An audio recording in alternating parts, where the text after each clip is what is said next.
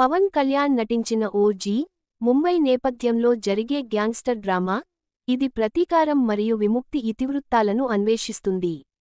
Makers ఇప్పటికే కీలక పాత్రలను పరిచయం చేశారు.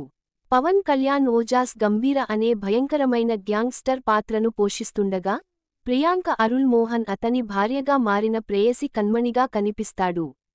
బాలీవుడ్ స్టార్ ఇమ్రాన్ హష్మి ఓజాస్కు ప్రత్యర్థి అయిన ఓమిగా నటిస్తుంది. ఇప్పుడు మేకర్స్ సత్య దాదా పాత్రలో నటిస్తున్న ప్రకాష్ రాజ్ లుక్ను ఆవిష్కరించారు. ఈ ప్రముఖ నటుడు పవన్ కళ్యాణ్ చిత్రాలలో బద్రి మరియు జల్సా వంటి అనేక చిరస్మరణీయ ప్రదర్శనలను అందించాడు.